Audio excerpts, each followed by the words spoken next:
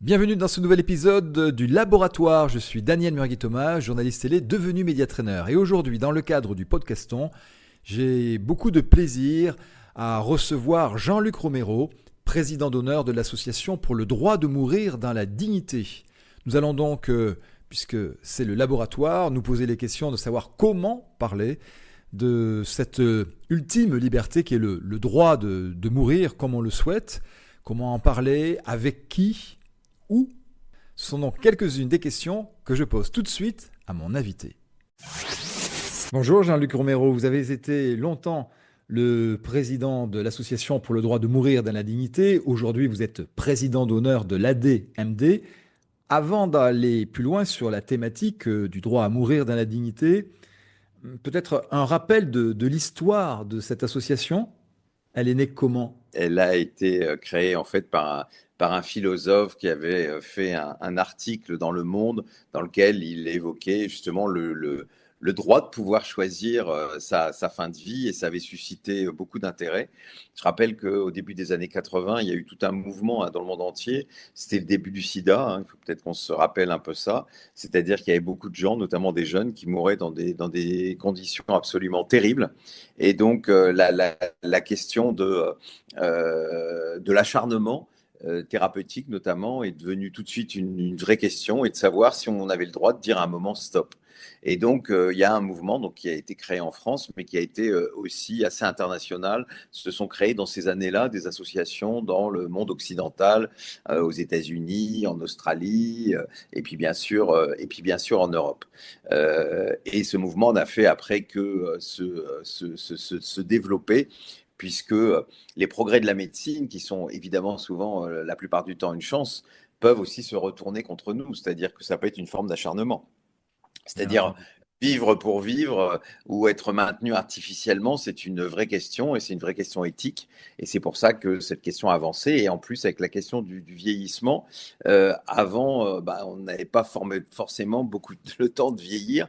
Et puis, on ne voyait pas ses parents vieillir. Aujourd'hui, vous avez beaucoup de gens qui ont 70 ans et qui ont des parents de 90 ans. Et ils voient cette situation. Alors, il y a des gens qui, à 90 ans, sont extrêmement bien, ça se passe bien. Et puis, il y en a d'autres, ça se passe beaucoup moins bien.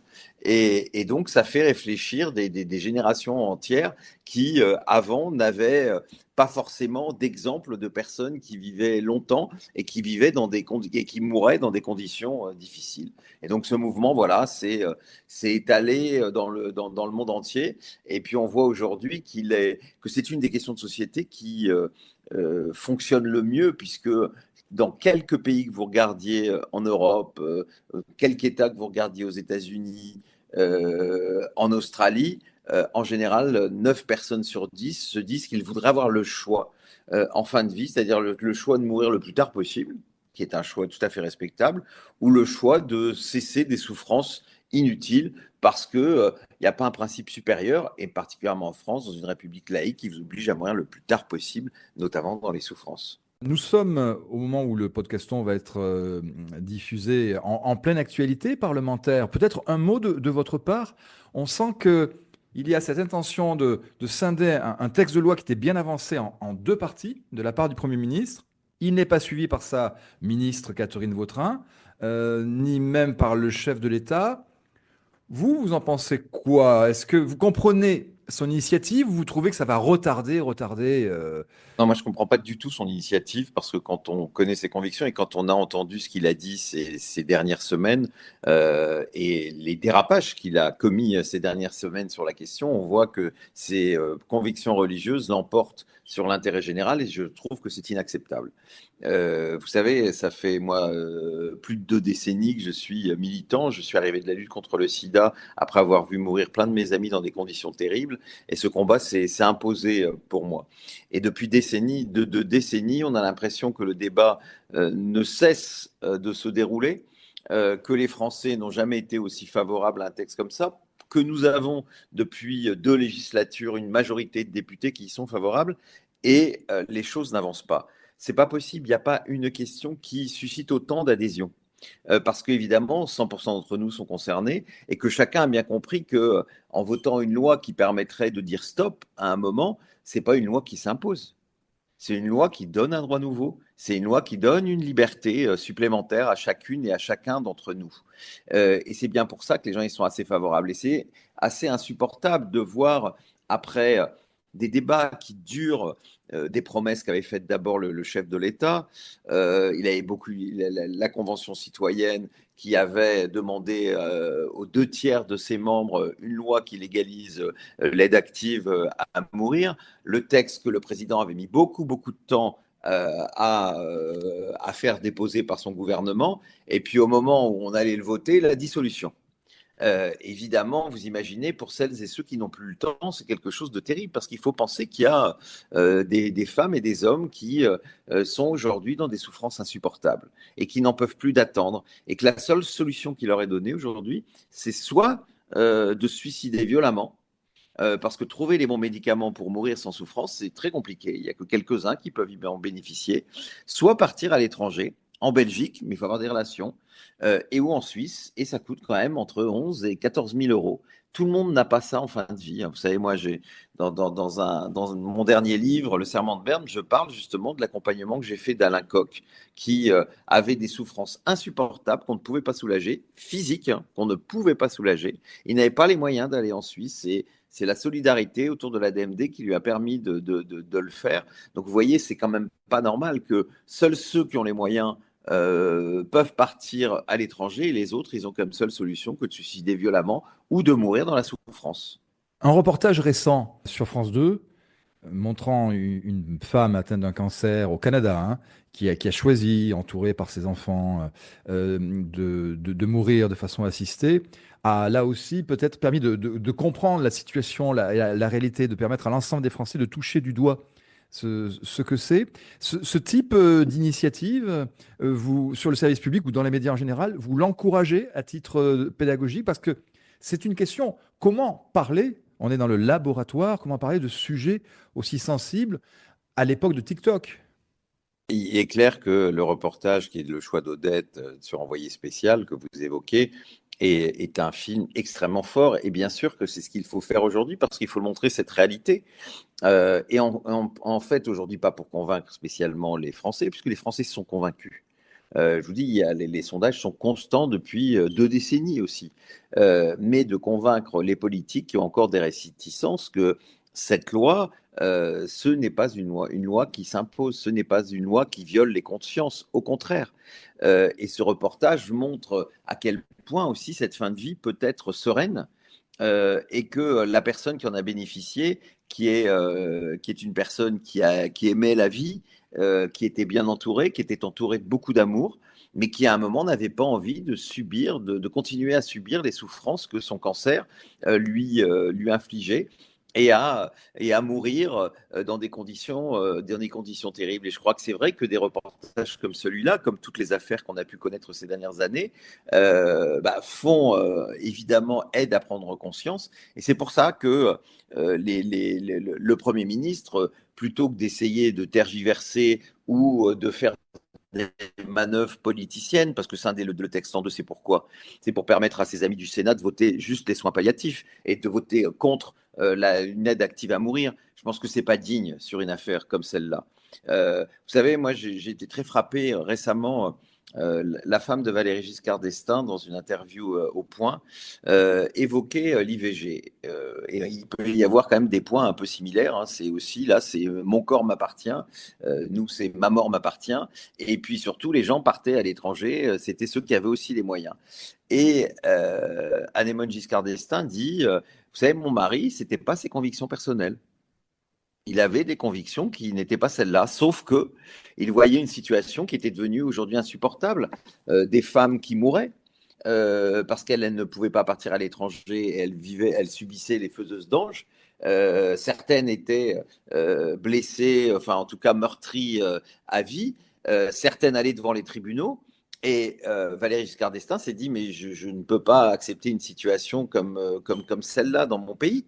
Et au-delà, donc il a demandé, au-delà de ses convictions personnelles, à Simone Veil d'engager la loi sur l'avortement.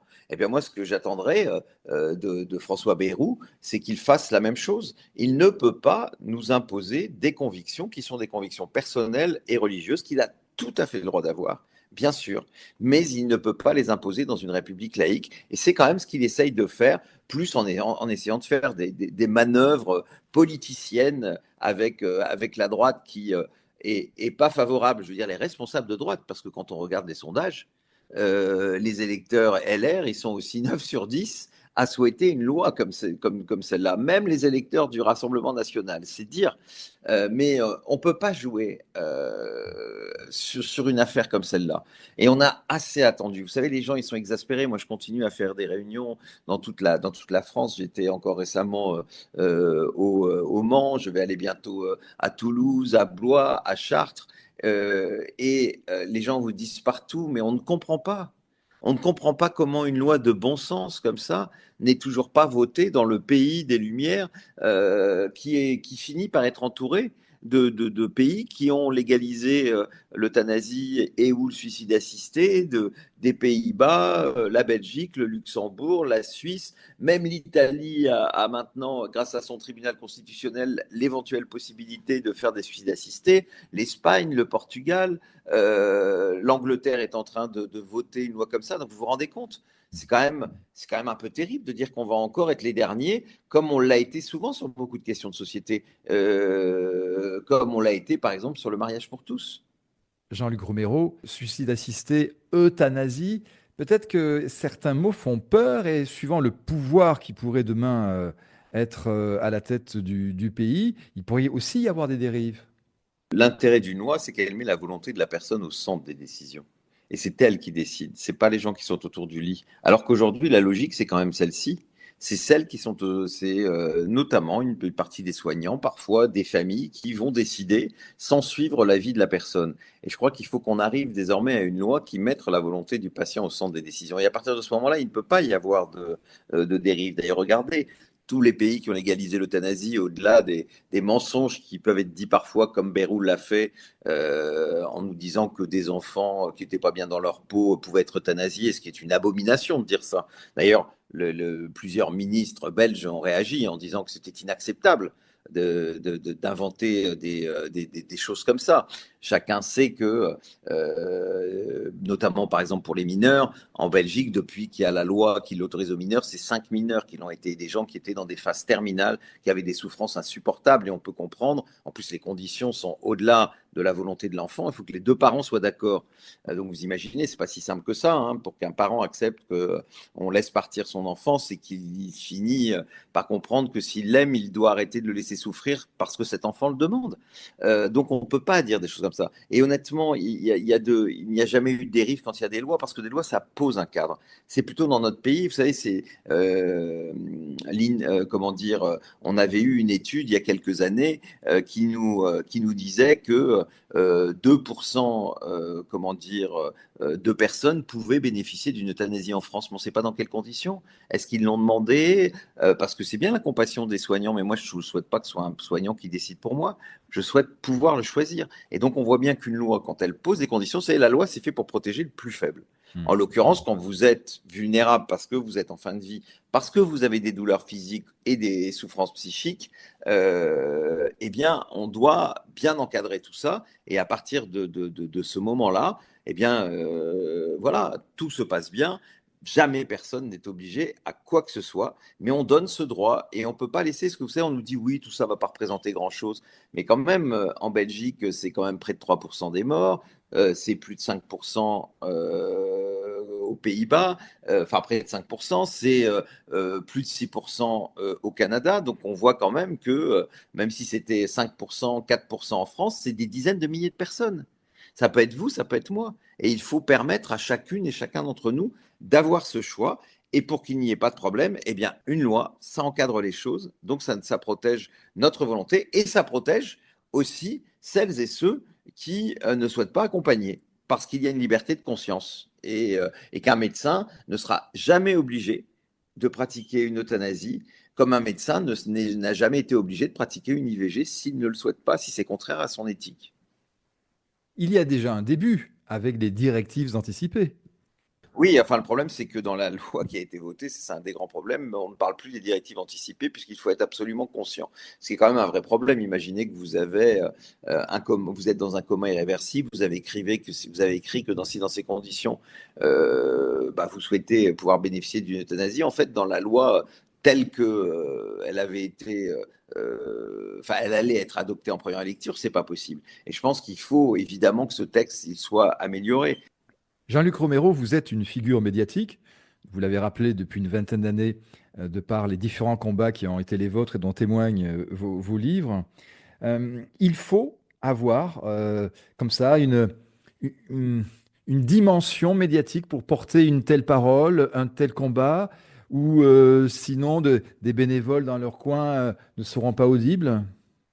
Je pense qu'il faut les deux, hein. Il faut évidemment le terrain, parce que je pense que c'est important. Et quand j'étais président pendant 14 ans de la DMD, j'ai créé les opérations marché, où on allait voir les gens. Le 2 novembre, on est la journée mondiale, où on est aussi dans la rue. On a créé comment dire, la caravane des jeunes à DMD l'été. Enfin, voilà, de multiples choses sur le terrain qui sont importantes. Mais bien sûr que les médias, oui, il faut les utiliser comme il faut utiliser aujourd'hui comme jamais. C'est ce que fait la DMD, les réseaux sociaux, avec évidemment les réticences qu'on peut les uns et les autres avoir sur les réseaux sociaux qui sont souvent le pire, mais peuvent parfois être le meilleur pour faire passer aussi des idées.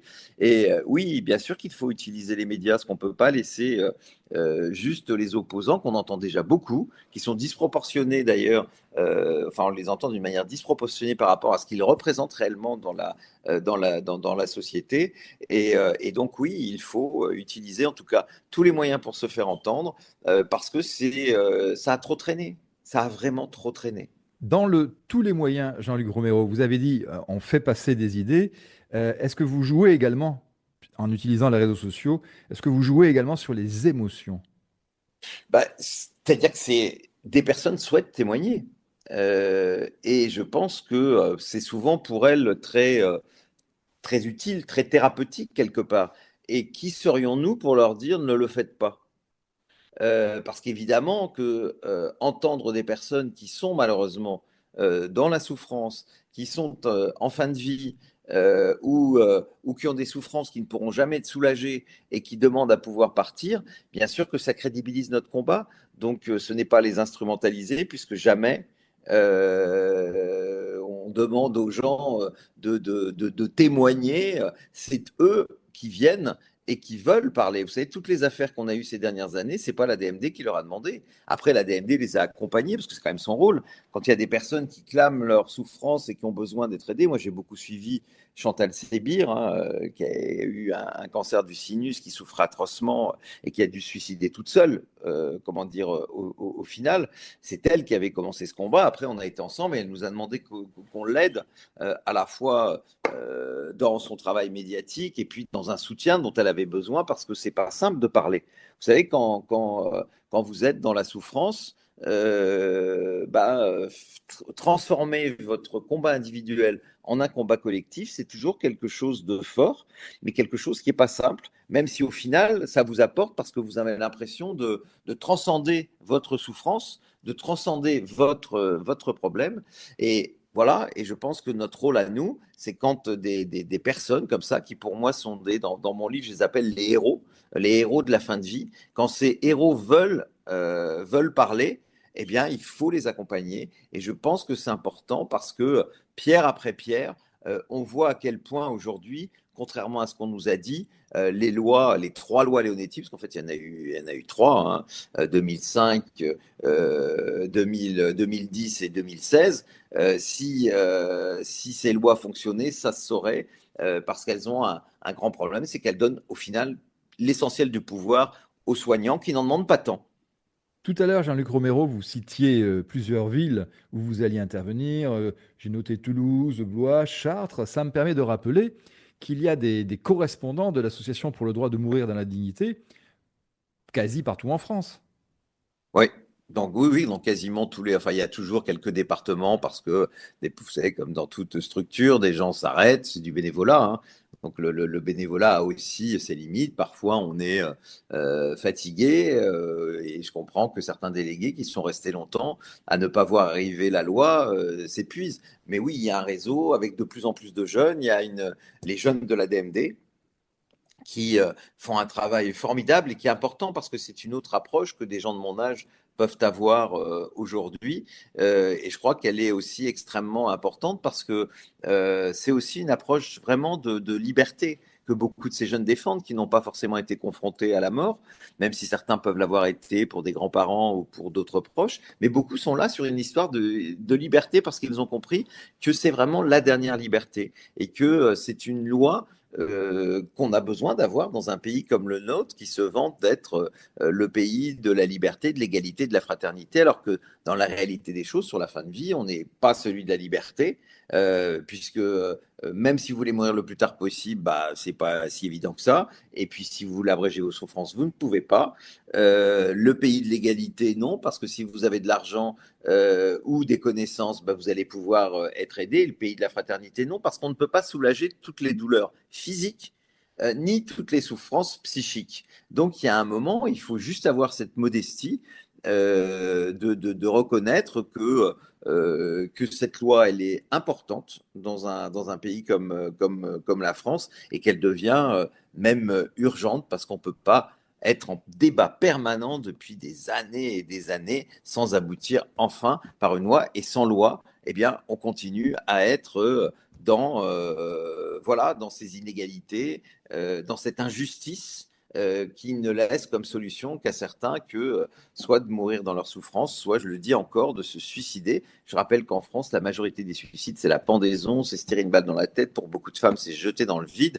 Est-ce que c'est vraiment ça qu'on a envie de laisser à des personnes qui soit sont en fin de vie, soit ont des souffrances qu'on ne peut pas soulager? Franchement, c'est pas digne d'une société humaniste. Au moment où nous enregistrons, Jean-Luc Romero, j'ai une pensée pour toutes celles et tous ceux qui apparaissent dans l'actu. Je suis un grand usager de la SNCF sous la ligne accident de personnes. Ouais. Et malheureusement, c'est quotidien, tous ces suicides. Ouais. Alors, j'ai beaucoup aimé votre expression, hein, se battre pour la dernière liberté.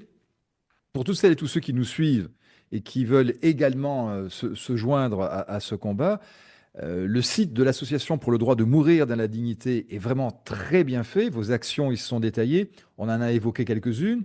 Je précise qu'on peut télécharger le formulaire qui permet de se faire référencer, pour l'instant, hein, dans le cadre du fichier national des directives anticipées, que l'on y voit vos différentes actus. On peut devenir militant actif, quel que soit son âge. Et on peut aussi donner le lien sera dans les commentaires de ce podcast. Il ne me reste plus pour ce combat, au nom de tous les bénévoles que vous représentez, à vous remercier, Jean-Luc Romero. Ben, c'est moi qui vous remercie. Merci À beaucoup en tout bientôt. cas d'avoir mis en lumière ce combat.